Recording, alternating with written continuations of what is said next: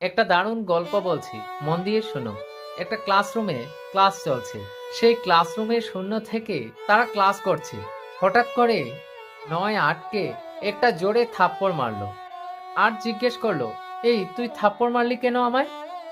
তখন নয় বলল, আমি বড়, কারণ তোকে থাপ্পড় মারার অধিকার আমার আছে।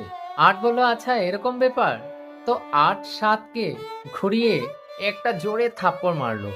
এভাবে সাত ছয়কে, ছয় পাঁচকে, পাঁচ চারকে, সাত তিনকে, তিন দুইকে এবং দুই এককে মেরেছে।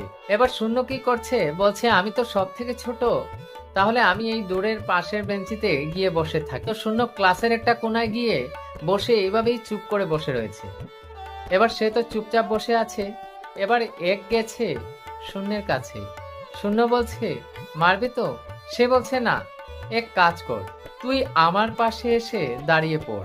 তখন একের পাশে গিয়ে শূন্য দাঁড়িয়ে পড়ল। দুজন মিলে হয়ে গেছে 10। গল্পটা এখানে যে আমরা অনেক সময় ভাবি যে আমার থেকে সে নিচে আছে, তাকে আমি একটা থাপ্পড় মারবো, কারণ সে কিছুই জানে না, তাকে তো শোষণ করার আমার অধিকার। কিন্তু গল্পটা তো অন্যরকম হতে পারে।